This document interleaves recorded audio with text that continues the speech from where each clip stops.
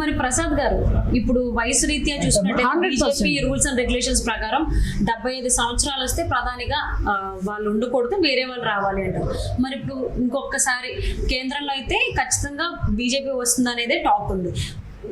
ఇంచుమించుగా మన రిజల్ట్స్ చూసుకుంటే కూడా ఆ విధంగానే, ఎందుకంటే ఇక్కడ నుంచి ఆంధ్రప్రదేశ్ నుంచి అటు కూడా వెళ్తాయి కాబట్టి ఖచ్చితంగా గవర్నమెంట్ ఫార్మేషన్ అనేది కేంద్రంలో బీజేపీ వస్తుంది. కాబట్టి ఇప్పుడు ప్రధానిగా నరేంద్ర మోదీయే కంటిన్యూ అవుతారా? ఎందుకంటే మోడీ 3.1 అన్నారు కాబట్టి. లేదు ఆ ప్లేస్ లోని ఎవరు భర్తీ చేస్తారు? యోగి ఆదిత్యనాథ్ గారి పేరు ఒక్క పేరే వినిపించింది నాకు. నాకు తెలిసి ఇప్పుడున్న పరిస్థితిలో ఈ బొటాబొటి గవర్నమెంట్ ఉంది కాబట్టి డెఫినెట్ గా మోడీని పక్కన కూర్చోబెట్టడానికి ఛాన్స్ ఉంది.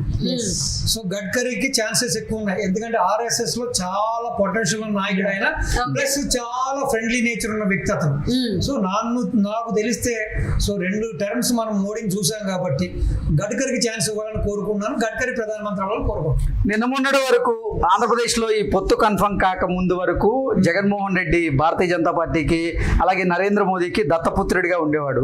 ఇప్పుడు జగన్మోహన్ రెడ్డి పరిస్థితి ఏంటి, అక్కడ మోదీ గారి పరిస్థితి తెలియదు. ప్రతి నెల కప్పం కూడా కట్టాడు. ఏమండి ఒక మాట చెప్తున్నాను అండి, ఇక్కడ వారసత్వము దత్తపుత్రులు ఇవన్నీ లేదు, అవసరము. ఎవడి అవసరాలు వాడికి తీరిపోయిన తర్వాత ఎవడికి వాడే ఏమన్నా తీరే. ఇక్కడ ఈ పెద్ద మనిషిని భుజాలు ఎక్కించుకున్న ఆ పెద్ద మనిషి పని ఏమైందో చూసాం మనం సెంట్రల్ లో. ఇక్కడ ఆ పెద్ద మనిషి నీడలో ఉండే కప్పాలు కట్టుకుంటూ ఈ విధమైనటువంటి దౌర్జన్యాలు దౌర్భాగ్యాలు చేసినటువంటి ఇక్కడున్న మనిషి పరిస్థితి ఏ స్థాయికి దిగజారిపోయిందో మనం చూసాం. ఇక్కడ మనం నేర్చుకోవాల్సింది ఏంటంటే ఎప్పుడూ కూడా టీడీపీ ఎప్పుడూ కూడా ఎవరి కింద మోచేతి నీళ్లు తాగలా, ఎవరికి బానిసత్వం చేయాలా, ఎవరికి కప్పం కట్టలా. ఆ రోజు ప్రధానమంత్రి ఇందిరా గాంధీ ఆవిడ ఢిల్లీ నుంచి కదలేదు కదా. ఆంధ్ర అంటే అధికారం ఇచ్చే కాంగ్రెస్ కి అధికారం ఇచ్చేటటువంటిది ఆంధ్ర. ఆ రోజు ఆంధ్ర మొహం కూడా చూసేటటువంటి పరిస్థితి సిచ్యుయేషన్స్ ఆవిడకి లేవు. అలాంటిది ద గ్రేట్ ఎన్టీఆర్ ఎక్కడో వేమూరు ఒక చిన్న పల్లెటూరు, అది ఇప్పుడు కొంచెం మండలం అయింది, అప్పుడు మండలాలు లేవు. ఆ చిన్న పల్లెటూరు కూడా ఒక ప్రధాని పరిగెత్తుకుని వచ్చిందండి. That is the capacity of vibration of TDP. Sorry to disturb you. ఒకసారి ఇందాక మనం నార్మల్ వీడియో చూసాము, అది ఇప్పుడు ఒకసారి ఆడియోతో చూద్దాము. సో ఏమంటారు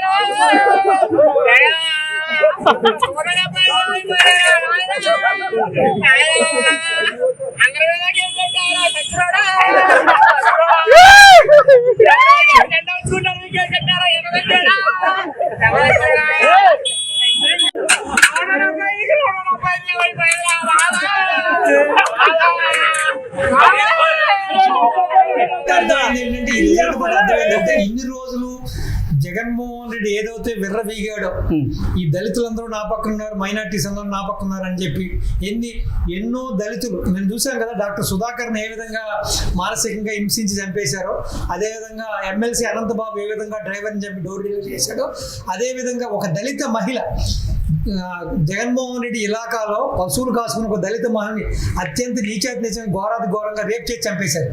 ఈ విధంగా కొంతమంది ముస్లిమ్స్ కుటుంబాలతో సహా చనిపోయారు భూ కబ్జాలు జరిగి.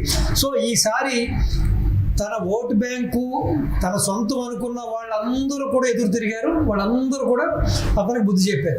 ప్రసాద్ గారు, జగన్మోహన్ రెడ్డి ఆయన కుటుంబం ఒక్క నిమిషం టీడీపీని అలా చూడాలని ఆయన అనుకున్నాడు. ఓకే తన చిత్రాన్ని తనే చూసుకోవాల్సి వచ్చింది. అర్థమైందా? జనము ఇక్కడ తను చూడాలనుకున్నాడు, ఇక్కడ జనం ఆ పని చేశారు. మనం నమ్ముకుంది జనాల్ని, ఆయన నమ్ముకుంది ఆయన యొక్క స్థితిని.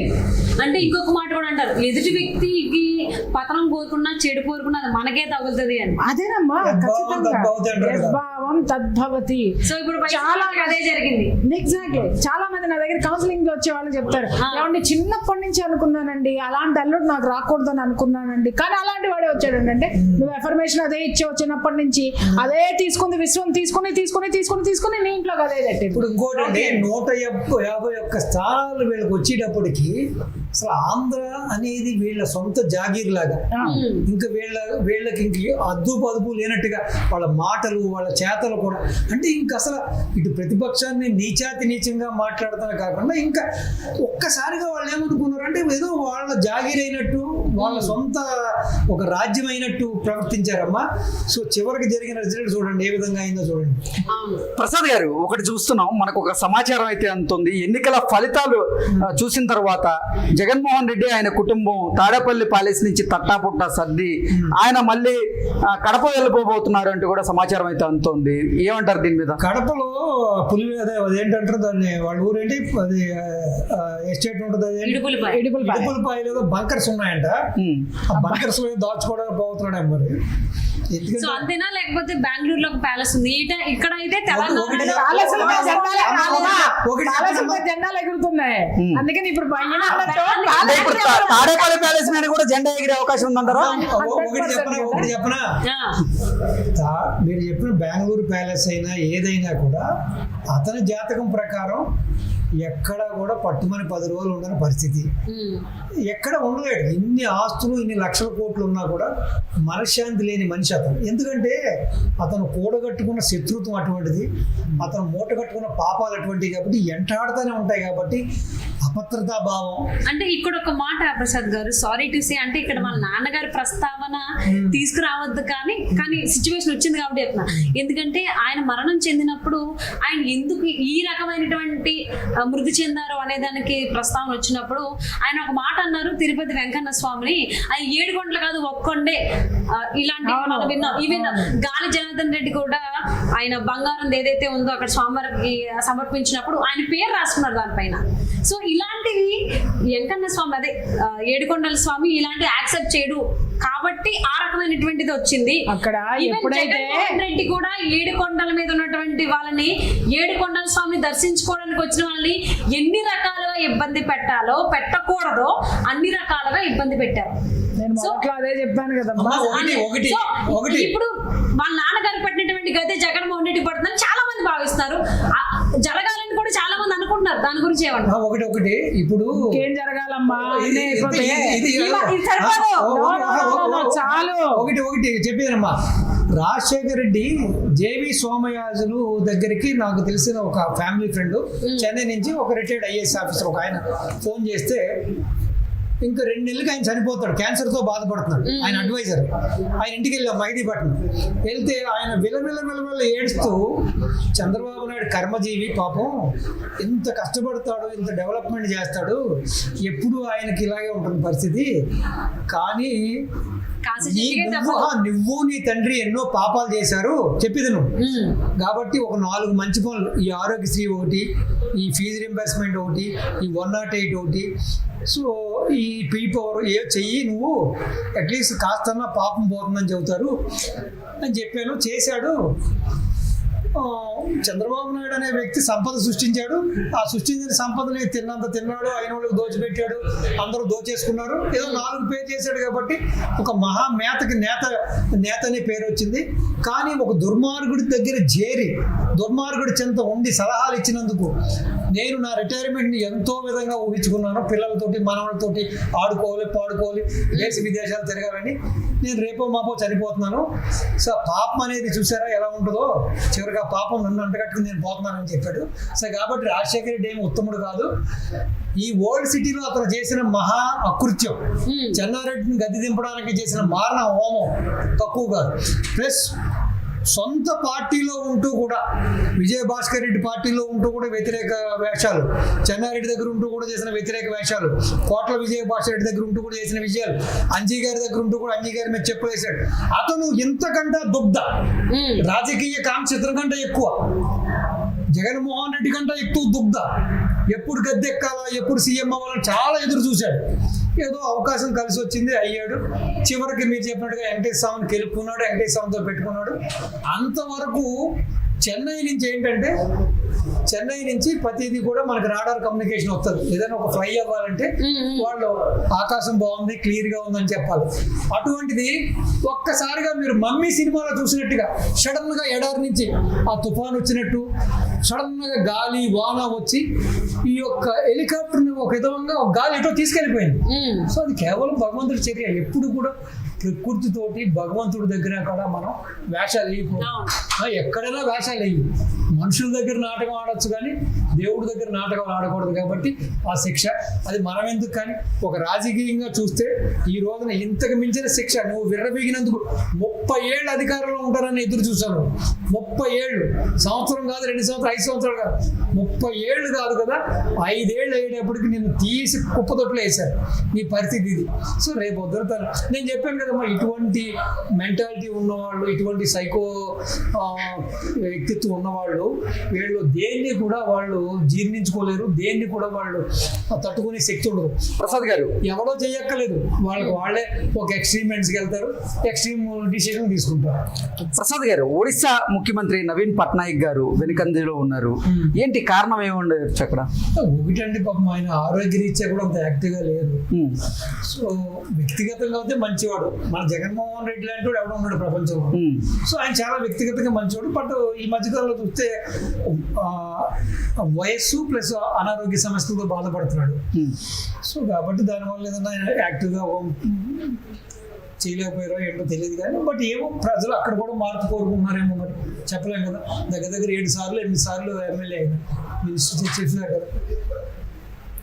ఇక్కడ ఎన్డీఏ కూటమి అలాగే ఇండియా కూటమి చూసుకున్నట్లయితే హోరాహోరీగా తలపడుతున్నట్లుగా, ఒకసారి ఇండియా కూటమి కొన్ని స్థానాల్లో ఆధిక్యతలోకి వస్తుంది, అలాగే మరికొన్నిసార్లు ఇండియా కూటమి కొన్ని స్థానాల్లో ఆధిక్యతలో కనపడుతూ ఉంది. ఏంటి అసలు ఏదయ్యే అవకాశం ఉంది చివరికి? సో డెఫినెట్గానండి, ఎవరైతే ఇప్పుడు మల్లికార్జున ఖార్గే స్థానంలో కాస్త హిందుత్వ భావాలు కలిగిన ఒక అగ్రెసివ్ లీడర్, అంటే మన చిచ్చరపిడుగు రేవంత్ రెడ్డి లాంటి వ్యక్తి కానీ అక్కడ పార్టీ ప్రెసిడెంట్గా ఉండి ఆ యొక్క రామాలయానికి వెళ్ళి కాస్త వీళ్ళు పూజలు పురస్కారాలు చేసి వీళ్ళ యొక్క కాంగ్రెస్ తరఫున వీళ్ళకి కూడా ఏదైనా ఫండ్ ఇచ్చి ఒక 50 కోట్లు 100 ఇచ్చి ఉంటే డెఫినెట్గా ఈ రోజున ఇండియా కూటమి అధికారంలోకి వచ్చింది.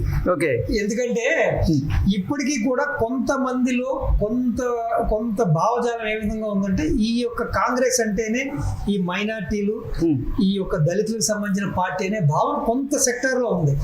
సో దాన్ని తుడిపేయాలంటే మల్లికార్జున ఖార్గే లాంటి బుద్ధిస్ట్ మనకు పనిచేయడు. కాస్త అగ్రెసివ్ నేచర్, ఏ విధంగా అయితే పూర్తిగా నిరుత్సాహపడి అధికారాన్ని కోల్పోయి, అసలు ఈవెన్ ఎలక్షన్ ముందు అసలు ఓన్లీ బీజేపీ టీఆర్ఎస్ మధ్యనే పోటీ అనుకున్న మనం కాంగ్రెస్ అనూన్యంగా పుంజుకుందంటే కేవలం దానికి రేవంత్ నాయకత్వం, రేవంత్ రెడ్డి గారి యొక్క ప్రతిభ అనుకోవాలి.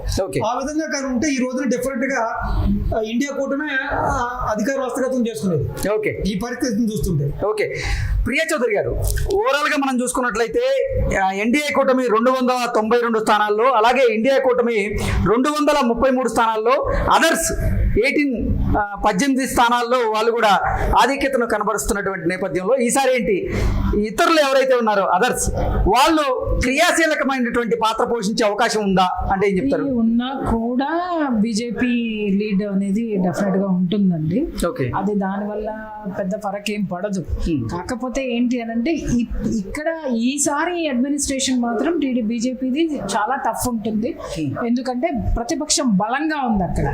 ఇంకా నేను చెప్పాలంటే కరెక్ట్ గా బీజేపీని ప్రూవ్ చేసుకునేటటువంటి టైం ఇది. ఇప్పుడు గనక ప్రూవ్ చేసుకొని కూర్చుంటే ఇంకొక 10 సంవత్సరాలు, ఇంకొక 2 decades బీజేపీదే అధికారం ఉంటుంది. ఇప్పటి వరకు ఏంటంటే ప్రతిపక్షం బలహీనంగా ఉంది కాబట్టి వాళ్ళు చేసుకుంటూ వెళ్ళిపోయారు కాబట్టి అది జనానికి కూడా తెలియలా. ఇప్పుడు పోరాటం జరగాలి. ఇద్దరు కొట్టుకున్నప్పుడు మాత్రమే గెలిచినప్పుడు మాత్రమే వాడు హీరో, రియల్ హీరో. అంటే ఈసారి వీళ్ళ ఇష్టాలకి ఈ విధంగా ఏకఛత్రాధిపత్యంగా చేయడానికి లేదు కూడా. ఎందుకంటే ఇన్ని రోజులు వీళ్ళు ఇష్టానికి సిబిఐ, ఐటీ వాడారు, ఇబ్బంది. ఎగ్జాక్ట్లీ, అంటే అసలు భారతీయ జనతా పార్టీకి 370 స్థానాలు దాటితే రాజ్యాంగంలో కొన్ని సవరణలు చేస్తారంటూ కూడా కొన్ని వార్తలు మనం చూసాం. అవును. సో ఈసారి కుదరదండి. ఎందుకంటే బలమైనటువంటి ప్రతిపక్షం ఉన్నప్పుడు ఎప్పుడు కూడా ఒళ్ళ దగ్గర పెట్టుకొని పనిచేయాల్సి వస్తుంది. వీళ్ళు ఈసారి చేసే ప్రతిదీ కూడా ఆచి తూచి అడుగులు వేయాలి, ప్రతిదీ కూడా ప్రజా ఆమోదంగా ఉన్నట్టుగానే నిర్ణయాలు తీసుకోవాలి. ఆ విధంగా ఒక విధంగా చెప్పాలంటే ఇటు ఒక బలమైన ప్రతిపక్షం ఉండడం నిజంగా సెంటర్లో ఎప్పుడు కూడా మంచిది. సో కాబట్టి డెఫినెట్ గా ఈసారి 100 మారుతుంది, మారాలి కూడా. ఓకే.